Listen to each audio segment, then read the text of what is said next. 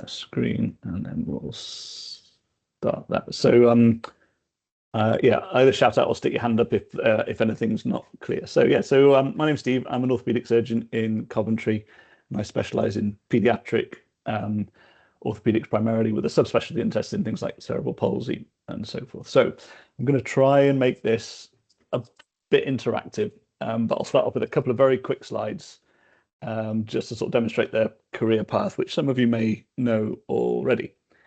So this is the way I did it, and it hasn't, despite modernizing medical careers, it hasn't really changed that much since then. So you go to med school, you spend 4, 5, or 6 years there. I did an old-fashioned 5-year course with a BSc, so making it 6 years. I trained up in Edinburgh. Fantastic place if any of you are considering going there. Then I spent 1 year as a junior house officer. Now it's called Foundation Year 1. And then a couple, 2.5 years as a senior house officer. That's when I did my basic surgical training. So that's where you do a little bit of cardiac surgery, a little bit of orthopedics, a little bit of A&E. If you are considering orthopedics as a career, the ideal is to spend at least 6 months doing orthopedics, at least 6 months doing plastics, and at least 6 months doing A&E or emergency department. The others are a bit more optional. So I was unlucky. I didn't get plastics in my training, which I missed out on, but I did a year of orthopedics in the end because I was interested in it. I did cardiac surgery for 6 months. I did general surgery and urology for 6 months. What was the other one? Cardiac, general urology, 2 orthopedic ones. What was my last 6? Oh yeah, A&E. Yeah, so an A&E was 6 months. So that was my 2.5 years as an SHO. And then I did this thing called a senior SHO. It's now sometimes called the CT3 year. We'll talk about that in a sec. So that's kind of like a bridge. You're more senior, you've done your basic surgical training, you've decided you want to do orthopedics as a job, and you do another sort of slightly more senior SHO in between senior house officer and registrar. And it's kind of like a stepping stone onto specialist registration. And then number 5 there is SPR. So that's there's a bottleneck. There was then and there is now. So there's a bit of a bottleneck between SHO or core training as it is now and specialist training. And once you get onto your specialist registrar training, that's quite long. That's currently 6 years. I did 5.5, but that's just different times. And that's when you do everything. It's all just orthopedics, but it's all the different subspecialties. You'll do 6 months of hips and knees. You'll do 6 months of pediatrics, 6 months of hands, 6 months of spines, etc., until you've done all of the different subspecialties within orthopedics. Around about halfway through that, you're starting to think about what subspecialty you want to choose to do in the future. So around about year 3 or year 4 as a registrar, that's when you're kind of thinking about what subspecialty. Do I want to be a hip surgeon? Do I want to be a ped surgeon, spine surgeon, etc.? And then towards the end of that, you do a whole bunch of exams, your fellowship exams, which are hard. They're no harder, I don't think, than any other exams you do in your life. I mean, you've already done a lot, and you'll do loads of exams as you go through med school and your junior training. So you'll become very proficient at exams. The things that make these exams hard is that you've got a full-time job alongside it. So you're working, full-time. You're doing nights, you're doing weekends, and you've got to sort of fit your studying in around all that, or in addition to all that. And it's tough. The year around that exam year is a hard year, just because it occupies so much of your life for that year. But it is 9 to 12 months. It's not forever. And then the great thing is, once you've done that exam towards the end of your specialist registrar years, that's the last exam you'll ever do in most likelihood, unless you go on and do something else postgraduate. But it's a nice feeling once you've got that. And then almost everyone does, well, it's pretty much compulsory now to do at least 1 year of fellowship. So this is now it's outside of your training, but it's before you become a consultant. And you do a year, sometimes 2 years, in the subspecialty that you want to do in your career. So I did 1 year. I went to the Royal Hospital for Sick Children in Toronto, and I spent a year there doing nothing but pediatric orthopedics. And then I came back and got started my consultant job in Coventry. So adding all those bits together, it's quite a lot. It's about 16 years, something like that, 16, 17 years. 6 of that is undergraduate, but obviously it could be 5 or 4 potentially if you do a 4-year medical degree as a postgraduate degree. So it's a long time, but you're obviously being paid for most of that. So as soon as you graduate, you are being paid. So which helps, but it is quite a long training program. And just to just to go over what has changed. So modernizing medical careers hasn't changed a great deal, to be honest. It's changed the names quite a lot, but hasn't really changed the time. So you still spend 4 to 6 years in medical school, depending on how you do it.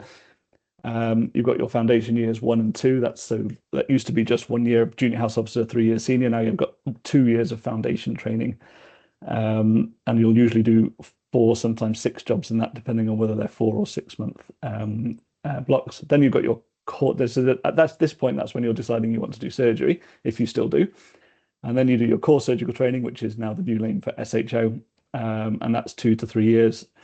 So CT1 and CT2 are the 2 official ones, but lots of people do a CT3 year. So again, a bit like the senior SHO job that I did, it's kind of like a bridge. So if you're second year CST, so that's step 3 on this page here, and you're thinking about doing surgery, you may, sometimes it's difficult to get a higher surgical training rotation straight away. So you do another year as a core surgical trainee, the so-called CT3 year, gaining some more skills, brushing up on your CV, doing other bits and bobs that you need in order to get onto a higher surgical training rotation.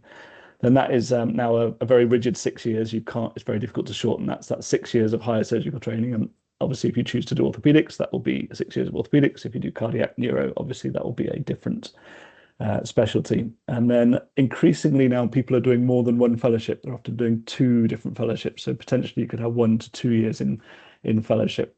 Fellowships don't have to be done abroad. Lots of people do fellowships in the UK, but you've got a bit of choice there. So it's outside of training. You've done all your training. You've got your so-called, at the end of step 4, you've got what's called the Certificate of Completion of Training, CCT, a very, very important document that allows you to be your name to go on the specialist register, which means you're allowed to apply for consultant jobs in the NHS. So this step 4 is the main bit, and then your fellowship is kind of tops things off. It does additional training in your chosen subspecialty. So if you want to be a limb recon surgeon, you'll do a year of that. If you want to be a trauma surgeon, you'll do a year of that, and so forth. And there's no limit to how many fellowships you can do. Most people do one or 2 years, depending on what they want to do. And at that point, you're fully cooked, and you can then become a consultant surgeon. All right, so I'm going to stop sharing my screen for a sec, and I'm going to put you guys back up. Because what I'd quite like to do is just do a bit of a kind of a Q&A thing about, I suppose, if you don't feel like actually putting your hand up and speaking, feel free to put a question in the chat. But what I'd like to ask any of you is what made you choose, what's making you choose to become a doctor? Why do you want to become a doctor? Anything. It can be as banal as you like, just a couple of words, a sentence. Feel free to put your hand up or put something in the chat. What are you going to put in your personal statement? Why do you want to be a doctor? Someone's got to volunteer someone, otherwise I get to pick someone. Or I can just say it to the what I said. So stick something in the chat if you want to. So there's lots of reasons why people go into medicine. So I'll tell you why I do it. Oh, Leah's typing something, right? We'll let Leah's comment come up. So I went into medicine because when I was going through sixth form, I was good at sciences. So I was good at maths and physics and chemistry. And so I knew I was already, when I was doing GCSEs, I knew I was going to do science-based A levels. And actually, when I was doing my A levels in my lower sixth, so 6-1, so what's that, year 12 in new money, I got quite ill. I got non-Hodgkin's lymphoma, which some people will know. Lymphomas are similar to leukemia. It's a type of cancer. Fortunately, I did well. I'm now 50 and I'm still alive, so I did very well. But as part of that, I spent a lot of time in and out of hospital, and it was quite an informative experience on me. So I met a lot of doctors and nurses. I got a bit of first-hand experience of what it's like to be in a hospital. And despite what it might sound, it was actually quite a positive experience. So and that prior to that, I wanted to do chemistry as a degree, and then after I spent some time in hospital, I then decided that medicine was for me, and I haven't looked back since. That was kind of that's what steered me towards medicine. Lots of other reasons too. So there's a hand up. Is it Srivastava? You want to unmute yourself and Yeah, that's me. So, hi.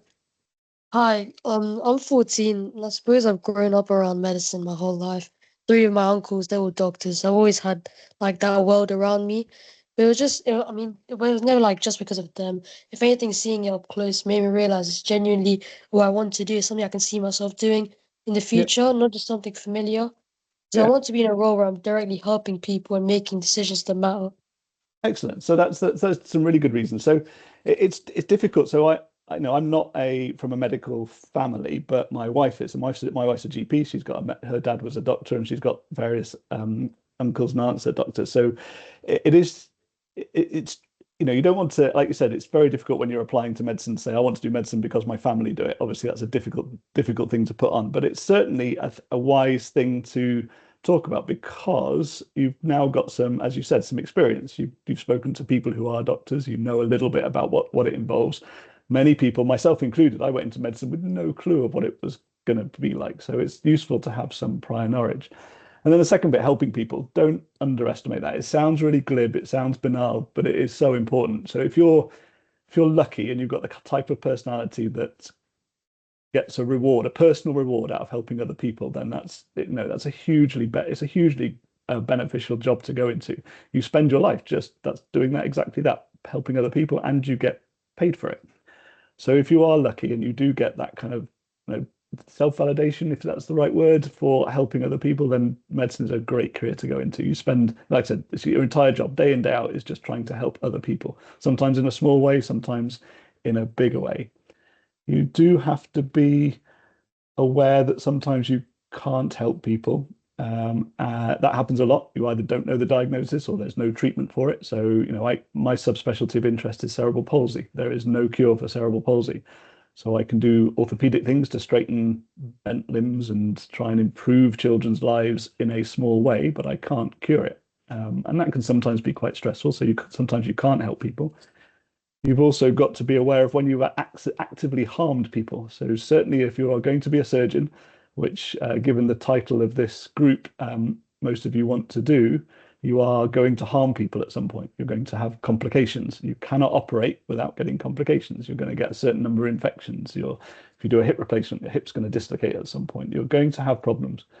And you need to, thick skin's probably not the right word, but you need to be able to put things in perspective. So, you'll do hundreds of operations, and as long as you are helping more than you are harming, you've got to be able to have the personality that you can put that in perspective, which is difficult when you've got a patient in front of you who's come to harm because of something you've done. It's quite hard to deal with that person. And then the other thing is to make sure you are learning from those kind of events. So some things are unavoidable. Like I said, risk of infections 1 or 2%. There's very little I can do about that. But there are avoidable complications. So you definitely don't want to be one of those people who either sweeps it under the carpet or blames someone else. Just try and learn from it. It's not always your fault. Sometimes it's the system. But if it is your fault, or not necessarily fault, but something you can do, then absolutely you need to work to try and correct that. Excellent. So helping people, very good. And I quite like the fact that you've got some knowledge of medicine already from your family. So any other hands up? Or if not, I will carry on talking, but feel free to, like I said, either put your hand up or stick something in the chat. So there's lots of other things. Sorry, Oh, I sorry. suppose I can Apologies. have a go Yeah, go at for it. answering the question. So both my parents are healthcare professionals, not doctors, but my dad is a physiotherapist and my mom is a clinical neurophysiologist. So like I've had very, very good experiences with medicine, like, the conversations at dinner table talking to my parents about certain diseases. Like that's what got my interest into medicine. But I was also like you, I'm really good at like the science subjects, and I always knew that I wanted to do something in STEM. But engineering scares me, and I think medicine has that like sweet balance of like human compassion and also like using your knowledge to actually help people, and I think that just that sweet balance is what suits me as a person to pursue medicine. And why surgery specifically is because I like a bit of a challenge. Like that's what I, do well. I'm quite an ambitious person, so I think surgery would suit me. And I also really like the technical, requirements of surgery as well. Yeah, good. I So mean, those there's are yeah, some there's reasons I lots have. of good Yeah. stuff there. So again, it's so surgery is obviously a particular part of medicine that has it's incredibly direct in the sense that if you're if you're a lab-based, pathologist or something like that, you're slightly one removed. Surgery is incredibly direct. You do something initially very harmful to a patient. You make a hole in them with the view to trying to make them better. So it is very, very direct, which has pros and cons. So the disadvantages of we've already sort of talked about. It is quite stressful. It is hard work operating on people, particularly when things go wrong. But the flip side of that is insanely rewarding when things go right, and mostly they do go right. So, like I said, there aren't many operations that fail or have complications. You need to be able to deal with this. But mostly they're successful, and it's insanely validating. And I don't underestimate how that kind of job satisfaction, how important that is to your ego or your sense of self. So, when I meet other people, I'm incredibly proud of what I do as a job. I've got a mate of mine who he earns 3 or 4 times what I does. He does some kind of marketing for a company. No one has a clue what he does day to day in his work. We've all spoken to him into the pub countless times. No idea what he does. But everyone knows what a surgeon is, and it's an incredible thing to be proud of, and it gives you a lot of satisfaction.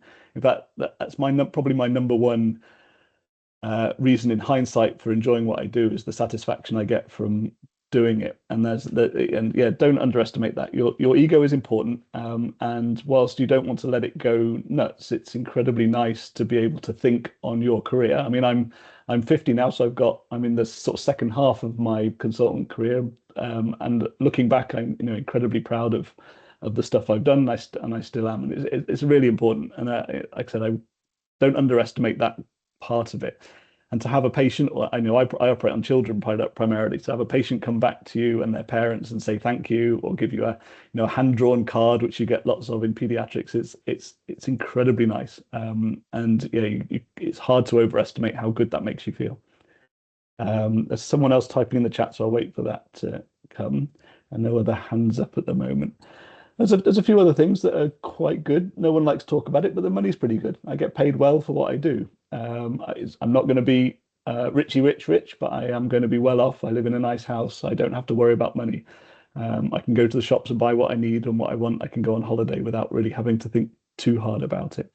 I've also got incredibly good job security. It's very, very hard to fire me. Not impossible, but hard. So, and all people are going to always need doctors.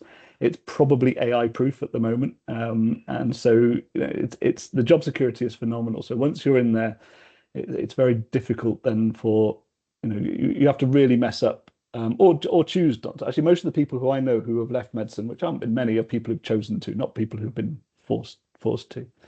Oh, there's a message. I chose medicine because of the care surgery, good at sciences. I tried out business, didn't like it, didn't like humanities. I liked physics. Yeah, I liked physics. In fact, I think if I'd go back again and if I didn't do medicine, I think I'd do physics. Your dad's a doctor as well. Yeah, so all good reasons. So having some prior knowledge of what medicine's like is quite important. I think it's like I said, I hadn't got really much of a clue other than my own experience of being a patient, which is very different. And so a lot of you obviously have got medics in your family who can give you advice. Sometimes that can be good advice, because sometimes bad advice, but it's useful to be able to draw on that. The other thing, there's a couple other things which I really like about my job. One is the variety. So, there are a lot of jobs where you kind of do the same thing every day. Every one of my days of the week is different. So Monday is my main operating day, so I operate all day on a Monday. And that's a long day. It's 7:30 start, 7:30 finish. Sometimes overrun, sometimes underrun. So that's a pretty long day. Tuesday morning, I work in a multidisciplinary clinic in a special school. So as I said, I see predominantly children with neurodisability and cerebral palsy. And so that's an MDT clinic. I get to work with a great team. So it's not just me, it's me as the orthopedic surgeon. I work with 2 pediatricians, 2 physiotherapists, orthotics, people that manage splints and so forth, occupational therapists. And it's a real team sport managing a child with cerebral palsy. So that's on a Tuesday morning. Tuesday afternoons, I'm free. So that's my free afternoon. Wednesday, I'm on call, and it's mostly an office day. So if I'm on call and I've got trauma to do, so as part of my job as a pediatric orthopedic surgeon, we manage children's trauma. So, broken elbows, broken wrists, all that kind of stuff. And we're much busier in the summer than the winter, particularly now. Now it's spring and starting to get warm outside. So that's when all the parks get full, the kids start playing on their monkey bars, the trampolines come out. So we're much busier in the summer. So Wednesday's trauma and admin. Thursday's my clinic day, so I do a fracture clinic in the morning. So that's obviously a trauma clinic managing all the injuries. And then in the afternoon is an elective clinic. That's when I see all the other pediatric orthopedic things that aren't trauma related. And then Friday's a bit variable. So I do part research and part gait lab. So we have a gait analysis laboratory in Coventry, where we can analyze how children and adults, but mostly children, how they walk. And it uses exactly the same technology that they use in the movies for motion capture. In fact, it's the same company called Vicon. So if you ever look on YouTube about how they do motion capture, you'll see people in the background with Vicon shirts on. So Vicon is the company. There are other companies. This is not an advert for Vicon, but we use the same technology. So we have 14 motion detecting cameras in a big room. We put little retroreflected dots on the skeleton of the people who we're analyzing, and they walk up and down the room, and we can analyze exactly how they walk. That's where the physics comes into it. It's all moments, lever arms, forces, power, and so forth. So it's a very good way of analyzing how someone walks in order to try and make decisions about what surgery or not that they might need. In fact, more often than not, we don't recommend surgery. But it's a way of formally analyzing how someone walks. And the other thing it's useful for is that once someone's had an operation, you can bring them back to the laboratory and see if you've made a difference or whether there's anything else you need to do. So that's my on a Friday. So that variety is really nice. So it's not, I don't go to the same clinic, the same room, the same thing every day. I do a different thing each day of the week. So it stops things getting too stale. So that kind of variety is amazing. And then the other thing I find, someone talked about work-life balance. I'll talk about that in a sec. The other thing I find incredibly good about my job, particularly the NHS actually, is the self-determination I have to do what I think is right for the patient in front of me. So if I see a patient in clinic, it doesn't matter how rich they are, it doesn't matter whether they're insured, it doesn't matter what they can pay for. I can make a decision about what I think is the right thing to do for that person, based purely on what my own experience, my own knowledge. I might not get it right, but I get to make that decision. Compare that with, two people that I did my fellowship with in Canada, both work in the States. One of them works in San Francisco, and she now pretty much with every patient, once she's made a decision of what she wants to do, she has to run it by an insurance company for what's called prior authorization. So someone else, some faceless bureaucrat, makes a decision about whether or not she can do the operation that she wants to do. We don't have any of that in the NHS. You get a huge amount of autonomy, and it's something not to be taken lightly. No one tells me what I should or shouldn't be doing. We have discussions. So when we have a complex case meeting every month with the 4 of us who do pediatrics in Coventry, and we discuss things, and sometimes those discussions can be forthright if we think we're not doing the right thing. But no manager is telling me what I can or can't do.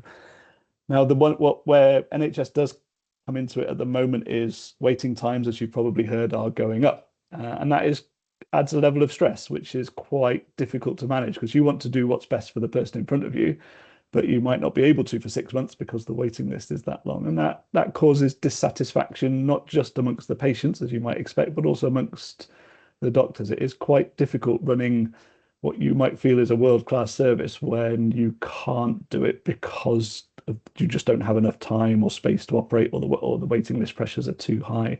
And that is frustrating. And that comes into the kind of one of you talked about work-life balance. It is a lot better than it used to be, believe me. And actually, there are times, I mentioned this earlier, when you're going through your registrar training and you're studying for your exam, that is a tough time of life. It really is. You have very little work-life balance for that year.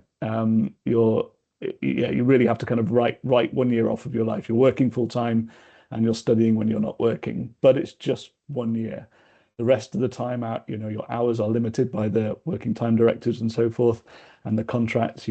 Gone are the days where you start work on a Friday morning and finish work on a Monday evening. Your hours are much better controlled. Whilst you are training, though, that your life really, you're beholden to the boss that you're working for, and you'll go through life with some good bosses and bad bosses, and you'll have good times and bad times and so forth. And so you have to take the rough with the smooth a little bit. But actually, work-life balance is pretty good and a lot better than it used to be. So my average working week now is around about 48 hours, which is not bad. It's not bad, certainly compared to how it used to be. And I think, good about other surgical. It's difficult because I'm not I haven't trained in other surgical specialties. Orthopedics is a nice specialty. I think we're a nice group of people. There are certain personalities, shall we say, that go into some other surgical specialties that can make it trickier. It's a very big specialty, orthopedics. So we have 40 consultants in our department in Coventry. So that has pros and cons. So if you work in a very small team, then clashes of personality can get magnified. But there's 40 of us. So if you don't get on with one person, there's 39 others to chat to. So it's not a little bit, it's not, I think orthopedics is quite a nice specialty to go into. It's quite a friendly specialty. Certainly when I was training, so interestingly, so when I started my surgical training, someone asked about other surgical specialties. So I wanted to do cardiac when I started. And I don't know whether that was the glamour of being a cardiac surgeon and so forth. But the cardiac surgeon I worked for in Leeds was miserable. He was a pain in the neck to work with. He was really, really difficult. You didn't know, one day he'd come in and be really happy. One day he'd come in and be utterly miserable. He was so up and down. It was really difficult to predict what kind of mood he was in. It was almost like having an abusive parent. It was really difficult. I hated it. And also the surgery was really dull. Once you get over the thrill of seeing an open heart and a beating heart in front of you, that wears off fairly quickly, you basically do the same 2 or 3 operations over and over and over again. So I did consider cardiac, but then once I'd done it, I decided not to. And actually, orthopedics wasn't particularly on my radar at that point until I worked with a guy called Dave McDonald in Leeds. Utterly brilliant guy. He was a phenomenal trainer. Even as a fairly junior SHO, he got me involved in coming to theatre. He got, first time I ever properly did surgery was when I worked with him. And as I loved it. I genuinely loved it. It was one of the best 6 months I've had in my working life. And from that one experience, I chose orthopedics as a career. And I think you'll probably find that yourselves sometimes. And some of you may have dead set ideals of exactly what type of surgeon you want to be, but most of you will. It'll be luck. It depends a little bit on what jobs you do and who you work with and the environment that you work with. Unless you are absolutely fixated on one particular part of surgery, then it will depend on who you work with. And hopefully you'll have the same experience as me. You'll work with a trainer that is particularly inspirational and takes you under their wing and gets you to do some exciting stuff. I mean, you'll have some amazing times. The first time, you still vividly remember the first time I ever scrubbed. That was as a medical student. It was a laparoscopic cholecystectomy up in Edinburgh, and the registrar was off sick. So the consultant said, "Right, you're cameraman." So he got me to scrub. He taught me how to scrub. He taught me to hold the camera and so forth. And it was an unbelievable experience. So, can remember it so vividly. And then the first time I ever did an operation on my own, it was a dynamic hip screw for completely on my own. In fact, the anaesthetist was also a registrar, someone I trained with at med school. So she and I did an operation together with no one else in the room, just us two. And you remember these things really vividly. And they are quite, they're things that will influence how you choose your career, probably more than anything else. And then what was it? How do you decide when? Oh yes, how do you decide when surgery is necessary? Yeah, good. So I think when someone said, "How do you decide when surgery is necessary for physiotherapy and other treatments?" That is your life's work. It is literally your entire job as a surgeon of deciding when an operation is necessary or when it's something else. There is no one answer to that. Obviously, it depends hugely on the condition and what you're trying to treat. So in cerebral palsy, I almost never make the decision to operate on my own. Like I said, it's a truly teamwork. There's 1 or 2 pediatricians, there's anaesthetists, there's physiotherapists, occupational therapists. They all have an input onto whether or not an operation is the right thing. And more often than not, an operation is not the right thing to do. There's still plenty of operations to keep you busy, but yeah, often it's not the right thing to do. And there may be lots of reasons for that. But yeah, it's an incredibly good question. That's basically what you'll spend your life doing. You'll spend your life seeing patients and deciding whether or not they need an operation or whether they need some other form of treatment. Sometimes there's really good evidence. So research is quite a big, like I said, I spend a day a week doing research. And if there's evidence for something, then you should follow that evidence. And so, for example, very recently, it's hot off the press, as it were. So it's just come out last month, a big multi-center trial called CRAFT, the Children's Radius Acute Fracture Fixation Trial. So this was a large multi-center randomized controlled trial. So for those of you who aren't aware, a randomized controlled trial is where you take a whole group of patients and you let a computer decide randomly whether or not they go into one treatment arm, which in this case was just managing these kids in a plaster, or another treatment arm, which in this case was surgery, manipulation and wiring. And because the computer randomizes, their patients are completely fairly allocated to either one treatment arm or the other. I don't get to choose, the parents don't get to choose, it's done by randomization. And then at the outcome, the person looking at it doesn't know what has been done. So when the patient comes back and they're being given their questionnaires about how their wrist is after their fracture and all that kind of stuff, the person looking at them doesn't know what they've had done. So it's blinded. It can't be blinded from my standpoint. Obviously, I know whether or not I've done an operation, but at least the person assessing the patient's blinded. And then at the end of it, someone looks and sees whether or not we made a difference or not. And in this study, we found out we didn't. We found out that surgery was not inferior to casting alone. So basically, they're both the same. And that's changed practice. And now instead of, if I see a child, it has to be a youngish child, so 6 to 10 was the study. So you've got a 6-year-old to a 10-year-old, and they've broken their wrist. We know now that they do better without an operation, or they do as well with an operation as without one. And if you do as well without an operation, then you shouldn't do one.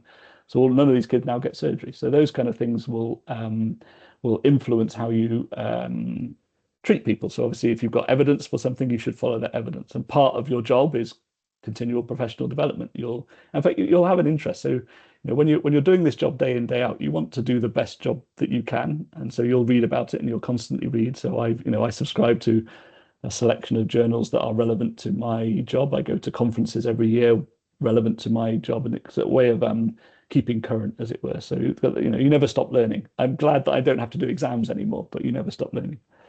Can you tell us about the obstacles you faced in becoming an orthopedic surgeon? Yeah, so though I had 2 crises, I think, of either crises of confidence or crises of training, maybe. So when I was an SHO, I was an SHO in Leeds. And like I said, I wanted to be a cardiac surgeon at that time. I was working for a miserable boss who I could never do anything right for, and I nearly quit.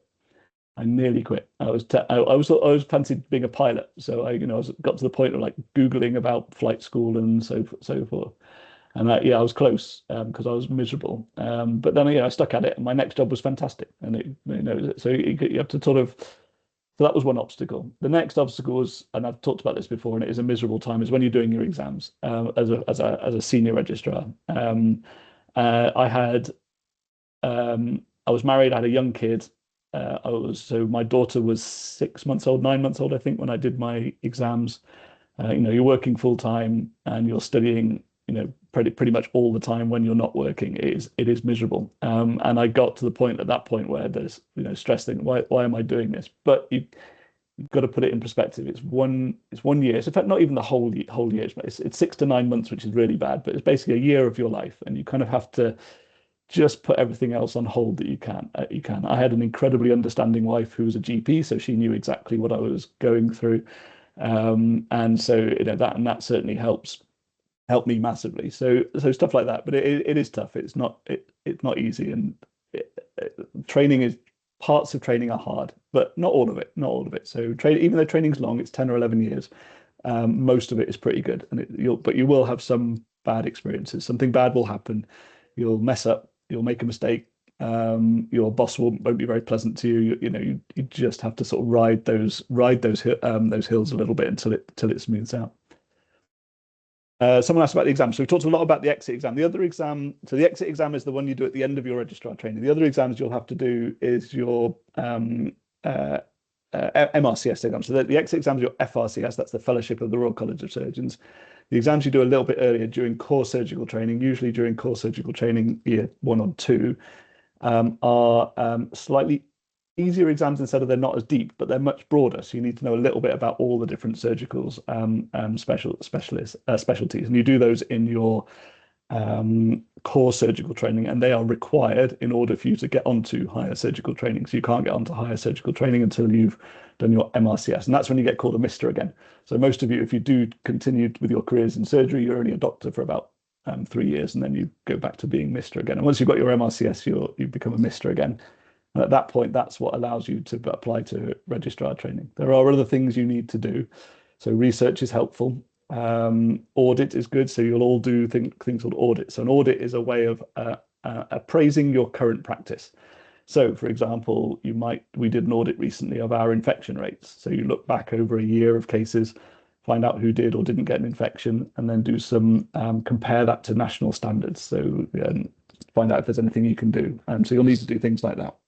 Publications are helpful, although not essential. So if you do want to get involved in research, publishing things is very helpful. And most registrars publish 2 or 3 papers usually before they become consultants. It varies again, depends a little bit on your training. There is a whole slightly parallel but separate academic training program where you do things like master's degree and a PhD as part of your surgical scientist training. So I didn't do that. I do some academia, like I have a day a week, but I'm not a professor. I'm not a full-time academic. Next question. What's the most challenging case type you've had to handle early in your career that you would handle differently now? Oh, that's a good question. So I've got a list of complications and stuff that I've messed up. I think one of the things is probably better now than it used to be. So I went through my junior surgical training when did I graduate? In 2000. So it was about 2002 to 2005. I was left alone a lot, and I think that's a lot better now. So I was left alone to cope with things which I probably shouldn't have done.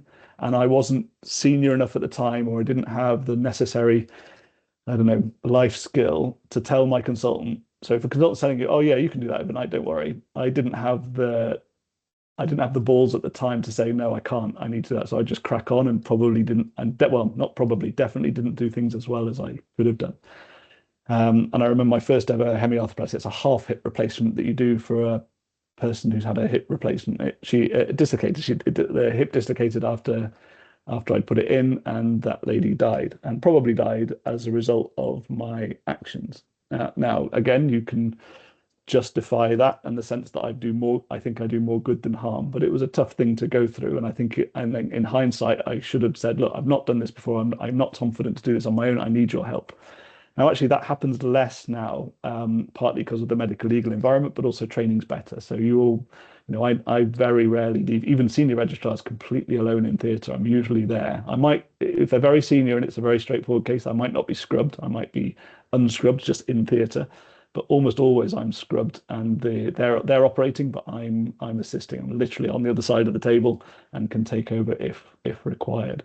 So I think it's better now. But yeah, I think you need to have the self-knowledge when you can't do something, and be prepared to tell the person. Don't, you shouldn't have a fear of looking weak or inexperienced. We've all been there. And if you can't do something, don't feel pressured into doing it. So that's tough to do.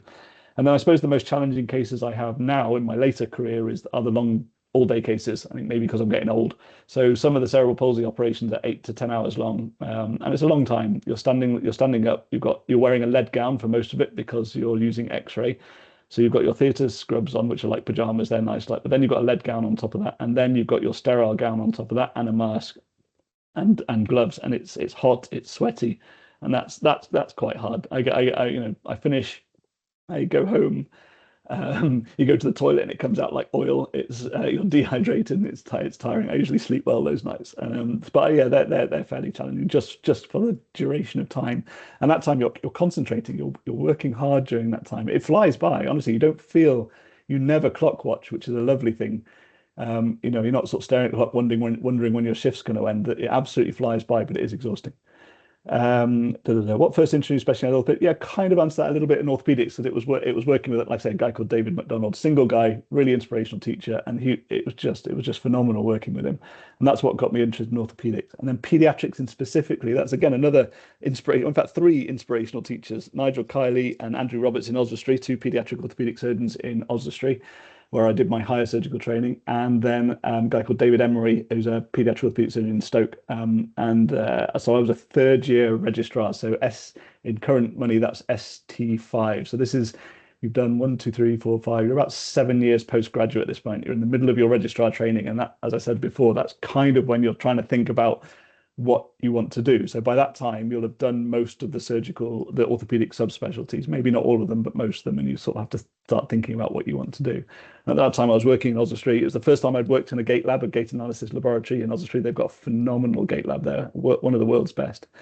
And I really enjoyed it. And that really lent into my mechanics and physics sort of interest, because I'd not really used any of that before. And then going back and learning about forces, moments, vectors, lever arms, and so forth I really enjoyed that. So that's kind of what made me do pediatrics.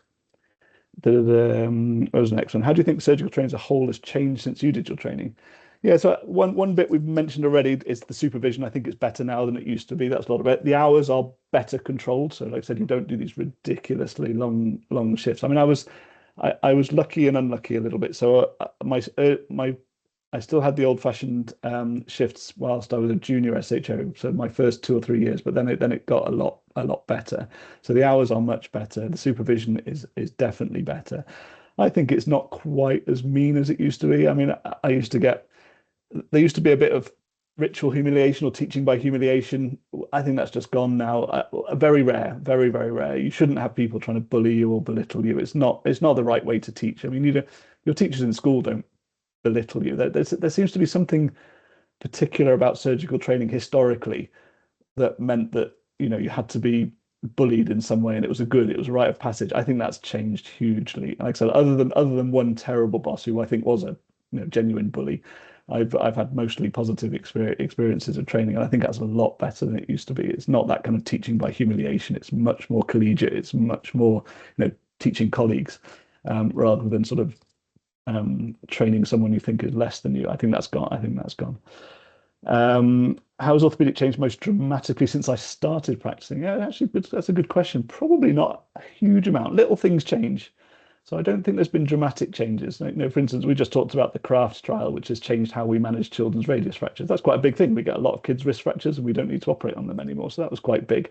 So there are lots of incremental changes. I don't think there's been a massive change not in my time. Nothing that something sort of paradigm shifted, as it were. There's been sort of incremental changes and so forth, where we find either an operation we did before doesn't work, or one operation's better than another as new evidence comes out. So it's kind of stuff like that has changed, but it's incremental rather than sort of revolutionary.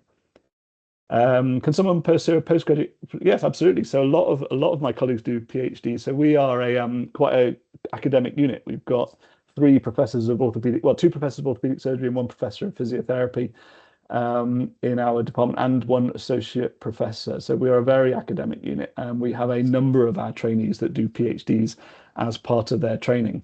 So some get what's called academic run-through training, where it's all organized for them. That's really good, but quite hard to get. And most actually do a PhD during part of their training, and most tend to do it at their junior end of the higher surgical training. So you've done your foundation years, you've done your core surgical training years, you've got your registrar number, which is like I said, that's where the bottleneck. And at that point, you choose to do, you step back from surgery, and you do 2 or 3 years full-time academic and do a PhD as part of that. So, and we have a lot of PhDs in our department. So, and it's very much encouraged. Surgery is an academic specialty. We need people to, all these trials, like the CRAFT trial, are run by professors who have done PhDs. So if you really want to go down that academic route, then absolutely, either apply for run through academic training or do a PhD as part of your training.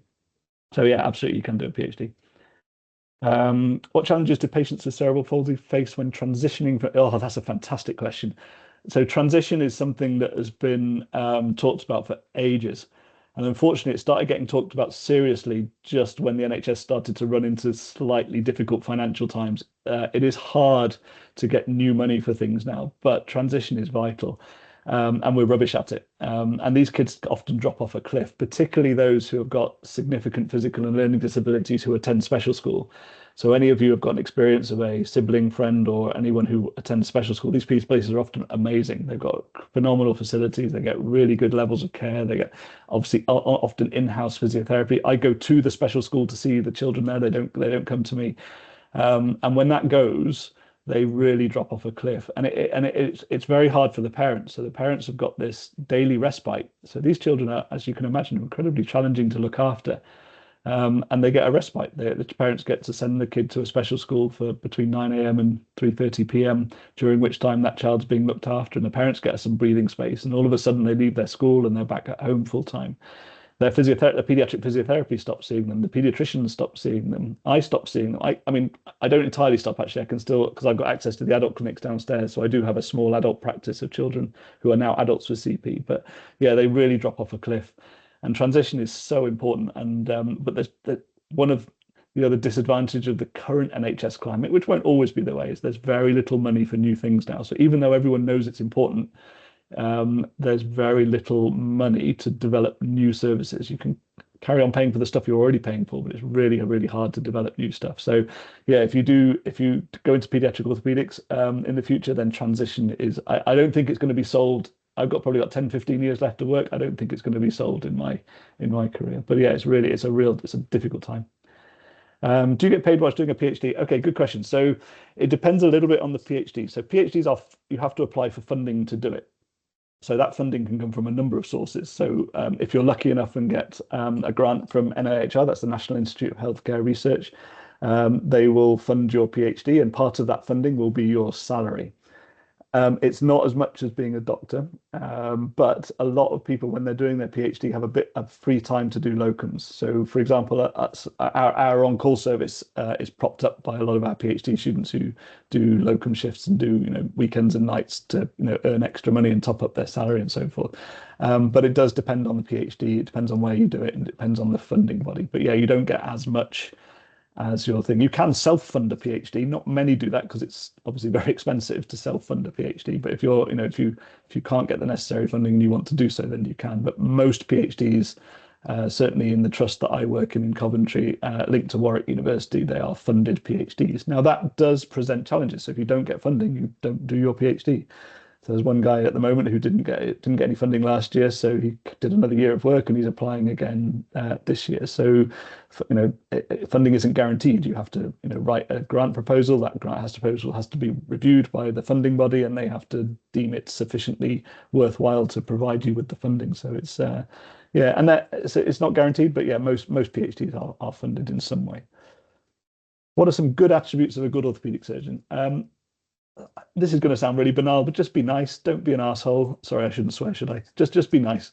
There's no reason to be nasty about it. It's not. You don't need to compete with your peers. They're colleagues. You don't need. You have to be nice to your patients, nice to your colleagues. It's very much a team sport. That there is the pyramid is a lot flatter now, but there's still this slight deferential treatment of doctors, which really does need to change. So you find physiotherapists will defer to me on subjects that they know more than me about because I'm a surgeon and they're not, and it still happens. It's less so, but you have to have that talent to be able to flatten that pyramid to make sure everyone gets the chance to talk, and it will save you. It will save you more time and time again. So actually, I'll talk about this. So I was saved from making a catastrophic mistake as a surgeon, a very junior consultant, first or second year consultant. I was just about to do an operation on the wrong leg. And that's what's called a never event in the NHS. So a never event is something that should never happen. There are checks and balances to make sure that these things never happen, and wrong site surgery is a never event. You are not protected by your trust indemnity if you commit a never event. It's entirely my fault. The trust have provided all the necessary checks and safeguards to stop that happening. It's something that should literally never happen. And the person who saved me was a healthcare assistant who noticed the x-ray on the screen showed the right leg, not the left leg. And she said, "Oh, I think that's the right side." And obviously it was a near miss, so we completed all the paperwork and so forth. But that was a healthcare assistant who had the guts to speak up to a consultant surgeon and tell them that they could be making a mistake. And if you don't foster that environment, if you are the sort of prima donna surgeon who doesn't like other people talking, then they won't say anything, and then you'll make mistakes. So that saved me. Where blah blah blah. How do you involve patients and families in decisions when outcomes are uncertain? Yeah, that's a good one. Again, not easy. You have to provide them with the facts, and you guys may have heard of Montgomery. So Montgomery ruling is a legal ruling that replaced the old-fashioned Boland principle. So we'll just backtrack a bit. So when you're consenting someone, if you have to put the complications on the consent form, the things that can go wrong. And the Boland principle stated that if a reasonable body of your peers agree with you, then that's what deems whether you've done right or not. So if I did an operation and a reasonable body of my peers felt, yep, that was the right operation, then that's what the legal requirement was. Now it's changed to what's called Montgomery consent. So Montgomery consent means that you really have to inform the parents or patient, if they're over age of consent, of the risks and benefits of surgery, and also the risks and benefits of not doing surgery. So they get the decision to decide not to have an operation. And that's particularly important in orthopedics because there aren't many operations that are life-saving. There are some in trauma that you have to do irrespective, but most of them are life-improving. So a hip replacement, no one has to have a hip replacement. If you're crippled with arthritis and you can't move, you might want one, but it's not a life-saving operation in that sense. So not only do you have to be consented for the risks of your surgery, you also have to be consented about the risks and benefits of not having a surgery. And particularly in pediatric orthopedics, that involves parents rather than children, obviously depending on their age. And sometimes there isn't a right answer because we don't have the evidence. So there might not be a right answer. And it's difficult sometimes because more often than not, when you chat to parents and say, look, these are the risks, these are the benefits, do you want to proceed? More often than not, they will say, what would you do, doctor? More often than not. And it's quite a hard thing to get around because you don't want to tell them what to do, because if you say what you would do, that's obviously they're going to do that much. That's why they're asking the question. But equally, you will have a thought, you will have a feeling. It's very difficult to have what's called true equipoise. You genuinely don't know whether one thing is better or the other. That's difficult. Normally, you will have your own prejudice, your own experience as to whether or not this operation is the right thing to do or not. And it is quite difficult when a parent says, look, what would you do? And sometimes you have to, if it's genuinely a 50-50 thing, you sidestep it and you just say, look, my job is to tell you what the risks and the benefits, but ultimately you have to decide. But if you are, and this is probably slightly naughty, but if you genuinely think that operation is going to help that kid, I usually say, well, if it was my child, I would choose to go through with surgery, or vice versa. If you felt the operation wasn't the right thing, you say, if it was my child, I would choose not to. But it's difficult because then you are very much advising the parents of what they should do, and that's kind of what you should try and get away from. What role would you envision AI or robotics for orthopedics? So robotics has already been used quite a lot. So it's robotics, it's human-directed robots. So they're using it quite a lot now in knee surgery. So that it was part of a randomized trial and it's now being put into practice. So the robot is human-directed rather than autonomous. So but for those of you who haven't or aren't aware, so a knee replacement and a hip replacement have to be put in with very specific orientation to the long axis of the bones. So you need to make sure you're getting your alignment right. And that alignment is difficult to get perfectly right. And so the robots can help with that. They can also guide cut. So in order to do a knee replacement, you have to cut off the top of the tibia, the joint surface. And generally speaking, we used to do it with jigs or freehand. But now a robot can, so the human is holding the robot and the robot has got haptic feedback that tells you where to go and where to stop. So you don't plunge too far back and hit vessels or nerves at the back. You can do a slightly smaller incision. You can do less soft tissue dissection because the robot is helping that. So it's robotic assisted surgery rather than robots doing surgery. I think that possibly will come, but it'll be a long, long time, probably longer than anyone on this call, before robots actually operate independently of humans.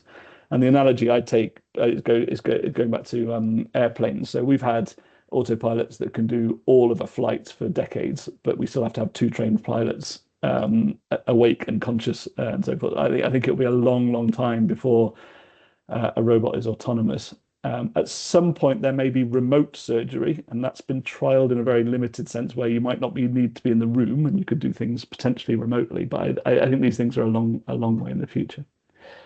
How's the day in your life look like? What do you do outside of your job? So I've talked a little bit about my working week in the sense that it's a little bit different every day.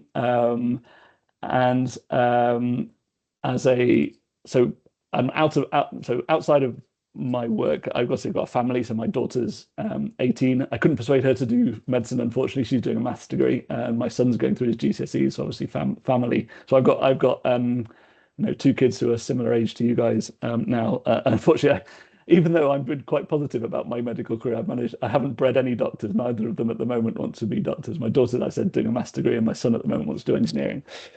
It might change his mind, I suppose. He's only doing his GCSEs. And in terms of work-life balance, I said my work-life balance is a lot better. And the other thing I'm about to do is go less than full time. So I'm choosing to take a salary cut and do less work. And that's partly to make some funding available in the department to appoint another surgeon. But the stuff I do, it's interesting actually. So surgery, even though you will be when you do your first operations, you will be immeasurably excited.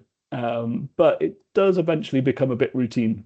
And it's almost unavoidable. So when you're doing the same operation a lot over years, ultimately it becomes a little bit routine. Probably in this, going back to the pilot analogy, I imagine pilots are insanely excited the first few times they fly, or when they fly a new aircraft, or if I do a new operation, that's quite exciting. But ultimately, it does become routine. So then you look at other things to sort of stimulate you. And like I said, research is a big part of it. I really enjoy my research day, and I really enjoy my gate lab day. And then the other thing is health policy. So you can get involved beyond your trust. So I sit on a couple of national committees that help direct.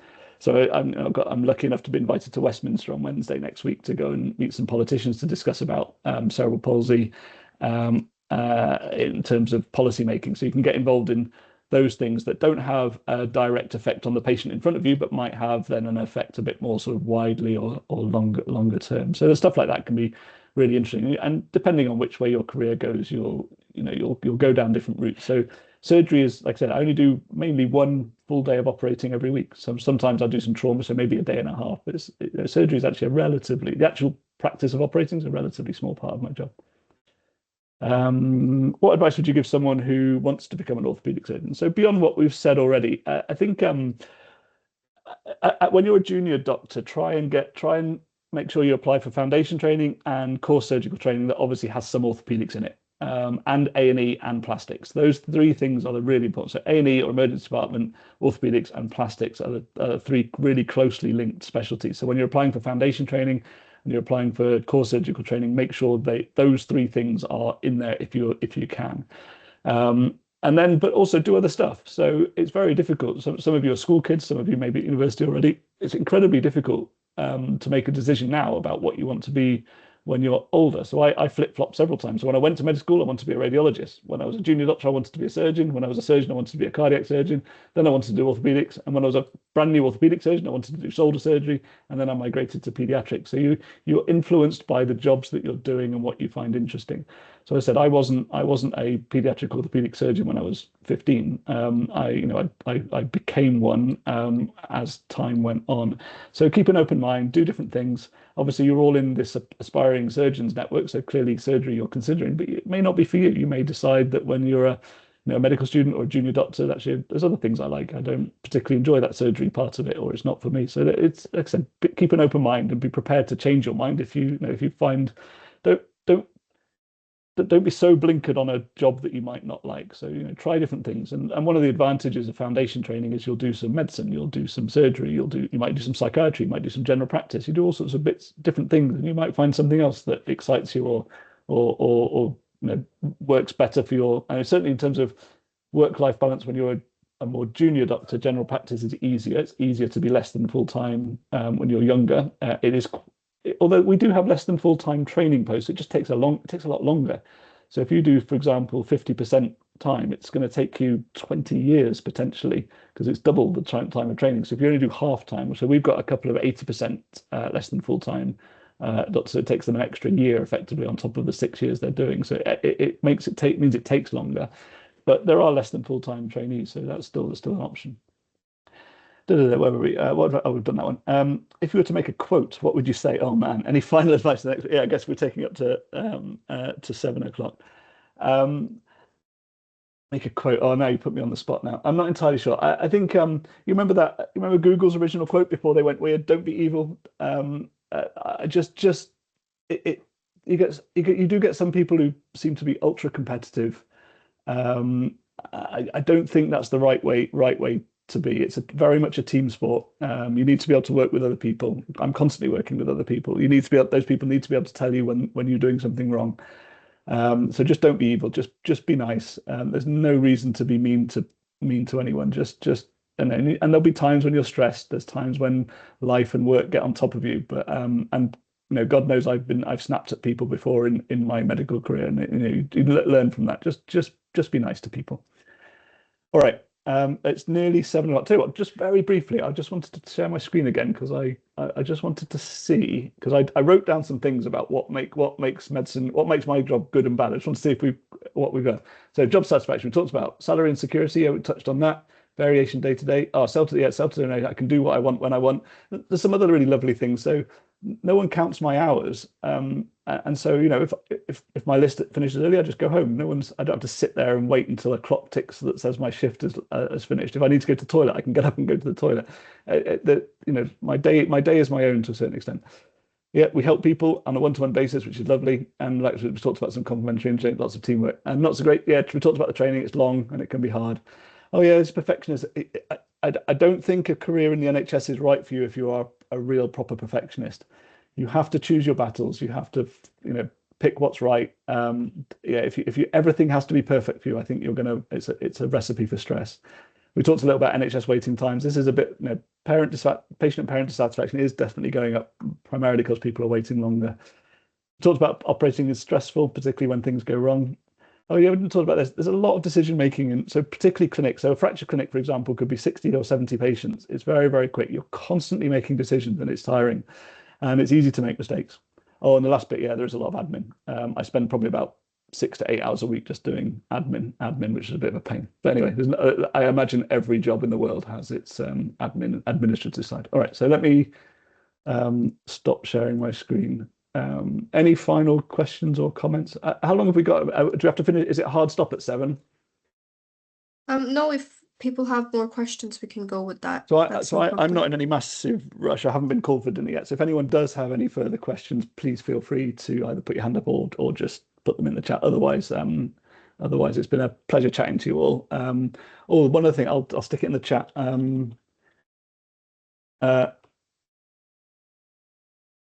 going to put my work email address in the chat. Feel free to use it. I'm happy to chat to any of you. If either any of you got any queries, any questions, feel free to drop me an email. It takes no time to respond to an email. So if anything that's bugging you, any other questions, anything you want to know, any advice, like I said, I'm no great sage, but if I can help, I'm more than happy to do so. Thank you so much, Dr. Stephen. So also, I was a bit confused. Should I call you doctor or Mr.? Because you just said that. Technically, it's Mr. Cooke, but everyone calls me Steve, so that's fine. Yeah. Okay. It's you get into that habit in particularly in pediatrics. So all my patients either call me Steve or Cookie, and it's very rarely anyone calls me Mr. Cooke these days. But technically, yeah, it's Mr. Cooke. Okay. That's great to know.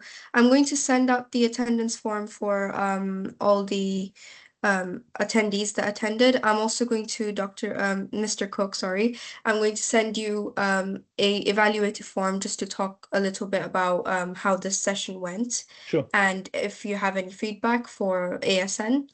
But yeah, thank you very much for coming on. And I know you're very busy as well, obviously. So thank you for making the time to talk. It's a pleasure, absolute pleasure. So Thanks yeah, so much. good luck to all of you. I wish you the very best with your applications to med school, your future careers. And as I said, feel more than happy to be emailed if you've got any questions. So are you going to email me that form then? Yes. Okay, fine, cool. I'll look out for it. And it'd be also useful to get any feedback for me as well. So if any of you got any particular feedback for things I could do better, please let me know. Thank you so much. All right, take care. Bye-bye. Bye. Thank you.